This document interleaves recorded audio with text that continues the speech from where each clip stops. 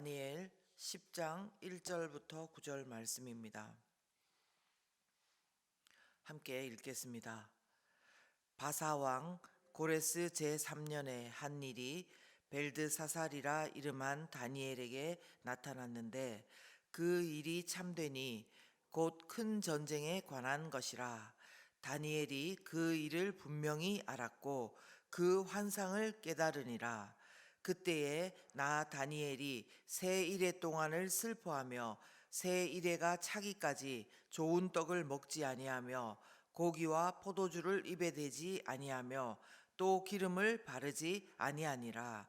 첫째 달 24일에 내가 히데겔이라 하는 큰 강가에 있었는데 그때에 내가 눈을 들어 바라본즉 한 사람이 세마포 옷을 입었고 허리에는 우바스 순금띠를 띠었더라. 또 그의 몸은 황옥 같고 그의 얼굴은 번갯빛 같고 그의 눈은 횃불 같고 그의 팔과 발은 빛난 녹과 같고 그의 말소리는 무리의 소리와 같더라. 이 환상을 나 다니엘이 홀로 보았고 나와 함께한 사람들은 이 환상은 보지 못하였으도 그들이 크게 떨며 도망하여 숨었느니라. 그러므로 나만 홀로 있어서 이 큰 환상을 볼 때에 내 몸에 힘이 빠졌고 나의 아름다운 빛이 변하여 썩은 듯 하였고 나의 힘이 다 없어졌으나 내가 그의 음성을 들었는데 그의 음성을 들을 때에 내가 얼굴을 땅에 대고 깊이 잠들었느니라. 아멘. 네, 하인나 큐티 말씀을 나누겠습니다. 7장부터 다니엘서 7장부터 12장은 하나님께서 다니엘에게 주신 4개의 묵시 환상의 내용이라고 말씀을 드렸습니다. 그 중에 오늘의 환상은 4번째 다니엘의 마지막 묵시 내용의 초반부입니다. 이는 다니엘이 히데겔 강가에서 기도하면서 하나님께 받았다고 해서 히데겔 강가의 대묵시 이렇게 부르기도 합니다. 제가 오늘 말씀을 통해서 묵상한 인간의 모습은요, 여전한 기도의 사람 다니엘입니다. 여전한 기도의 사람 다니엘.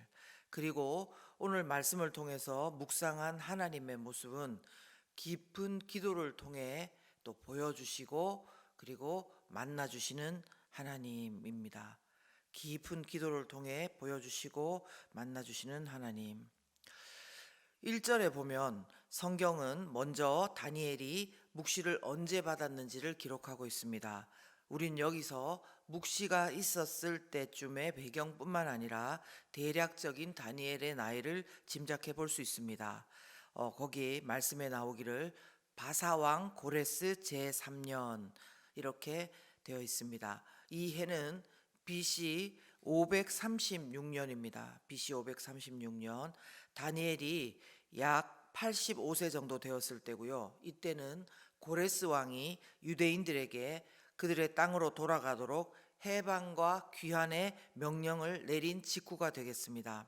그래서 스룹바벨과 대제사장 여호수아 등이 함께 귀환을 했고 그리고 그 일부 백성들과 함께 성전 재건을 준비하던 중에 주변의 사마리아 사람들의 방해로 잠시 중단된 때쯤이었다고 합니다. 약 85세의 나이의 다니엘입니다. 성경은 그런데 그가 여전히 기도의 사람이었던 것을 기록하고 있습니다. 4절을 보시면요. 첫째 달 24일에 내가 히데겔이라 하는 큰 강가에 있었는데 이렇게 기록되어 있습니다. 히데겔 강은 요즘 지명으로 말하자면 티그리스 강이라고 할 수 있습니다. 그런데 성경에서는 주로 강이 기도하는 장소로 나올 때가 많습니다. 같은 포로 시대에 에스겔이 하나님의 말씀을 받아 환상을 본 곳은 어디였습니까? 그발 강가였습니다. 그리고 신약에도 보면 바울 사도가 유럽의 첫 관문인 빌립보 성에 가서 회당이 없었습니다. 그래서 어디로 갔습니까? 강가에 기도하러 갔습니다. 그래서 거기서 자주장사 루디아를 만난 것 아니겠습니까? 여러분과 저가 알다시피 다니엘은 어려서부터도 시간과 장소를 정해놓고 기도하던 사람이었습니다. 그런데 나이가 85세에 들었음에도 불구하고 여전히 그는 기도의 장소 히데겔 강가에서 하나님께 기도하고 있는 것입니다. 그러던 중에 그는 하나님께서 보여주시는 환상을 보게 됩니다. 내가 환상을 보겠다가 아니라 하나님께서 기도를 통해서 보여주신 겁니다. 하나님은 이처럼 하나님께 온전히 마음을 두고 계속해서 기도하는 사람들에게 당신께서 하시는 일을 보여주시고 알려주시는 그런 은혜를 주시는 하나님입니다. 우리가 잘 아는 구절이 있습니다. 예레미야 33장 3절의 말씀 무엇입니까? 너는 내게 부르짖으라. 내가 네게 응답하겠고 네가 알지 못하는 크고 은밀한 일을 네게 보이리라. 이렇게 하나님 말씀하지 않으셨습니까? 이 말씀처럼 하나님께서는 오늘도 우리에게 기도하기를 깊이 기도하면서 하나님께서 우리가 알지 못하는 크고 은밀한 일을 하나님께서는 보여주고 알려주시기를 원하시고 이런 기도자들을 기다리시는 하나님인 줄 믿습니다. 사랑하는 여러분, 저는 다니엘처럼 나이가 들어도 이렇게 또 신분이 계속 그 고관에 고관 대직에 있더라도 자기에게 또 어떤 문제가 없더라도 저와 여러분이 다니엘과도 같이 시간과 장소를 정해서 기도하는 여전한 기도의 사람, 그 사람 여전히 그렇게 그 자리에서 그 시간에 기도하더라, 그런 사람이 되시기를 예수님의 이름으로 축원합니다. 또한 더 나아가서요, 뿐만 아니라 기도만 할 뿐만 아니라요, 우리가 가정과 교회와 나라와 민족을 향한 그런 간절한 기도 가운데요, 하나님께서 말씀하시고 보여주시는 놀라운 일들을 보고 무엇보다도 예수 그리스도를 깊이 만나는 은혜를 입게 되시기를 간절히 바랍니다. 오늘 5절에도 보시면요, 다니엘은 히데겔 강가에서 기도하면서 한 환상을 봅니다. 세마포 옷을 입었고 허리에는 순금띠를 띠었고 몸은 황옥 같고 얼굴빛은 번갯빛 같고 그의 눈은 횃불 같고 그의 팔과 발은 빛난 녹과 같고 그의 말소리는 무리의 소리와 같더라. 누구를 묘사한 말씀입니까? 예수 그리스도를 묘사한 말씀입니다. 요한계시록에서 사도 요한이 그 예수님의 모습을 보고 그렇게 묘사한 것과 비슷합니다. 이처럼 깊은 기도 가운데 다니엘은 주님을 만났습니다. 뿐만 아닙니다. 신약 시대에서도 보면 성전에서 기도하며 성령의 인도하심을 받다가 아기 예수님을 만나게 된 사람들이 있었습니다. 시므온이라는 사람과 안나라는 선지자였습니다. 시므온은 성경에 누가복음 2장 5절에 25절에 기록되기를 의롭고 경건하며 이스라엘의 위로를 기다리는 자 그랬습니다. 그리고 성령이 그 위에 계시는 자라고 했습니다. 그리고 그리스도를 보기 전에는 죽지 아니하는 성령의 지시를 받은 자라고 그랬는데 그는 그 말씀대로 예수님과 그의 부모를 만났고 그들에게 축복하는 영광을 누렸습니다. 또한 안나라는 여자 선지자는 어떻습니까? 결혼한 후에 7회 만에 과부가 되었고 84세가 된 여인이었습니다. 성경은 이 여인에 대해서 37절에 성전을 떠나지 아니하고 주야로 금식하며 기도함으로 섬기는 자 이렇게 표현했습니다. 이 여인 역시 마침 이때에 나와서 예수님을 만나는 영광을 누렸던 것입니다.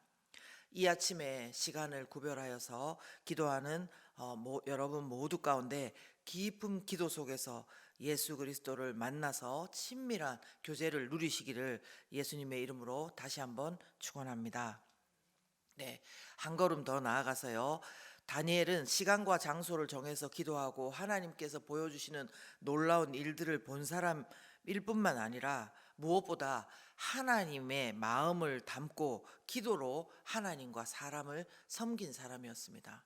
기도로 하나님과 사람을 섬겼다는 것입니다. 흔히 사람들은 말하기를 나이가 들어도 젊어 보이고 건강하고 또 그 삶의 지경이 넓고 역동적이면 굉장히 그 사람을 많이 칭찬합니다. 그래서 이것을 위해서 어떤 운동을 했냐, 그리고 뭐 어떤 책을 봤냐, 여행을 어떻게 했냐, 그 비결을 막 묻고는 합니다. 그런데 진짜 하나님 안에서 젊은 사람, 하나님 안에서 진짜 청년인 사람은요, 어떤 사람이냐면 자기 자신뿐만 아니라 가정과 교회와 나라와 민족을 위해서 기도하고 또 슬퍼할 줄 알고 하나님의 마음을 품고 기도로 하나님과 사람을 섬길 수 있는 그런 사랑과 열정의 마음이 있는 다니엘과도 같은 사람이라는 것입니다. 다니엘은 하나님께서 보여주신 그 환상이 큰 전쟁에 관한 것이었습니다. 너무너무 슬펐습니다. 그것을 분명히 알았고 깨달았다고 했기 때문에 너무너무 그 마음이 슬펐습니다. 그래서 2절과 3절에 보시면 새 일에 즉 21일 동안이나 슬퍼하고 그때까지 좋은 떡이나 고기와 포도주를 입에 대지 않고 기름을 바르지도 않고 기도했다 이렇게 말합니다. 비록 바벨론과 바사 제국을 거쳐서 다니엘은 높은 관리로 그 땅에 살고 있지만 여전히 다니엘은 자신의 민족이 겪게 될 그 일을 큰 전쟁의 소식을 하나님께 받고 극심한 슬픔과 고통 가운데 기도했다는 것입니다. 이 땅은 잘 이해되고 명확한 일들이기보다는 조금 더 알게 되면은 어쩌면 기가 막히고 이해가 안 되고 논리적이지 못한 일들이 투성인 이 땅입니다. 그런데 이곳에서 우리가 기도하면서 하나님의 완전하심과 거룩하심 그리고 하나님의 공의와 사랑의 그 말씀 정말 깊이 그 하나님을 만나보면 하나님께서 보여주시는 그 환상과 묵시와 비전을 바라볼 때 눈물과 애통과 그리고 숨이 멎고 꼭 죽을 것만 같은 그런 막막함과 숨죽임은 어쩌면 당연한 현상일 것입니다. 일부러 울려고 하고 일부러 이 고통을 맛보고자 할 사람은 없을 것입니다. 그러나 기도 가운데 우리가 우리 가정과 교회와 나라와 민족을 향한 간절한 기도 가운데 하나님께서 주시는 그 마음으로 인해서 그 눈물이 나고 애통하고 슬퍼한다면 그 울음은 중요한 울음이고 중요한 슬픔입니다. 혼란과 고통을 넘어서 그 혼란과 고통, 아픔을 넘어서 나를 좀 바라보라는 하나님의 간절함을 대변하고 하나님을 섬기는 울음이요 기도입니다. 또 하나님을 바라보려고 하지만 계속해서 넘어지고 실패하고 휘둘리고 신음하는 나와 가정과 교회와 나라와 민족의 아픔을 대변하고 섬기는 울음이요 기도인 것입니다. 이 시대에 가정과 교회와 나라에 이런 사람들이 곳곳에서 일어서야 될 줄로 믿습니다. 하나님의 마음을 담고 기도 가운데 하나님께서 보여주시는 그 묵시와 환상들을 보며 슬퍼하고 애통하며 기도로 하나님과 사람을 섬길 수 있기를 예수 그리스도 이름으로 축원합니다. 함께 기도하실 때에요. 하나님, 우리의 기도의 지경이 계속해서 깊어지기를 원합니다. 넓어지기를 원합니다. 여전히 나이가 들어도 여전히 세월이 흘러도 여전히 우리가 아무리 좋은 환경 가운데 편안하더라도 기도하는 한 사람 한 사람이 되기를 원합니다. 그리고 그 기도 가운데 하나님께서 보여주시는 일들을 보기를 원합니다. 그 소식을 통해서 하나님 때로는 슬퍼하고 때로는 하나님과 함께 기뻐하고 하나님 앞에 깊이 기도하면서 하나님과 사람들을 섬길 수 있는 우리 모두가 될 수 있도록 도와주시옵소서. 함께 기도합니다.